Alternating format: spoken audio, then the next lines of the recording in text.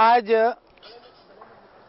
हम आपको बताने वाले हैं एक ऐसे खाद्यान्न के विषय में जो हमारे देश में प्रचुर मात्रा में पाया जाता है। इसको मक्की बोलते हैं, मक्का बोलते हैं, मकई बोला जाता है, भुट्टा बोलते हैं।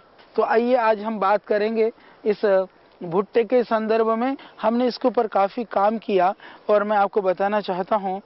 प्रायः आपको पता है कि यदि हम मक्की की बात करें तो लोगों को ज़्यादातर पता है कि बरसात के आसपास की सीजन में भुट्टा जो है इसको भून करके खाने में बहुत स्वादिष्ट होता है।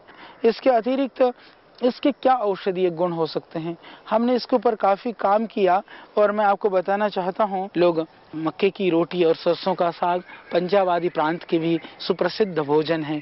वो शीत ऋतु में काल विशेष में हम सेवन करते हैं, परंतु उसमें और दूसरे अनाज मिला करके आप 12 महीना प्रतिदिन प्रयोग करने के लिए आप प्रयोग करें तो जो आपकी प्रोटीन की कमी है, शारीरिक क्षीणता है, वह दूर हो जाएगी। और जो मक्की उगाने वाले हमारे करोड़ों करोड़ों जो किसान भाई बहन हैं उनके लिए उनके इस मक्की का उचित मूल्य मिलेगा तो किसान खुशहाल होगा, समृद्धशाली होगा।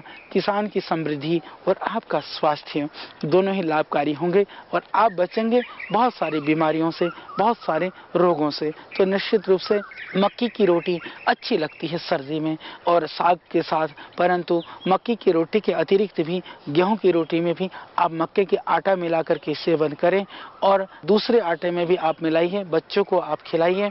तो आटे के रूप में जैसे मैंने बताया हमने भी आरोग्य आटा बनाया हुआ है, उस आरोग्य आटे का भी आप सेवन कर सकते हैं। तो दलिया के रूप में, आटा बना करके रोटी के रूप में, और आप कच्चे ही भून करके और सूप बना करके, काढ़ा बना करके, और इसके जो छिलक है ये पशुओं के लिए बहुत ही लाभकारी है। हालांकि यदि ये पत्ते ज़्यादा दे देते हैं तो उससे दस्त लगते हैं, परंतु यदि ये दे देते हैं तो इससे दस्त भी अवरुद्ध होता है। तो जिनको दस्त लगा हुआ है यदि आदमी के लिए तो आप इसकी जो डंठल है उसका राख बना करके दे दें तो ये दस्त के लिए भी लाभकारी है।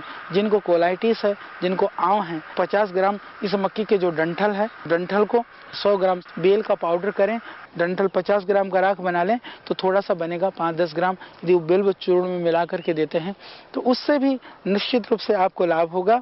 आपके कोलाइटिस के लिए, संग्रहणी के लिए, जो पेट की परेशानी है उसके लिए भी तो यह बहुत ही लाभकारी है, बहुत ही गुणकारी है। और इसका एक और प्रयोग मैं बताना चाहता हूँ कि मकई जो है आमवात की जो प्रारंभिक स्थिति है उसके लिए बहुत ही लाभकारी है। आपको अर्थराइटिस और दर्द और सूजन की जैसे शुरुआत होती है तो उस समय आपका जो ये मकई है वह लाभ करता है। तो आमवात के प्रारंभ में मकई पथ्य है, बाद में बढ़ने के बाद में जरूर यह लाभ नहीं करता है, नुकसान करता है।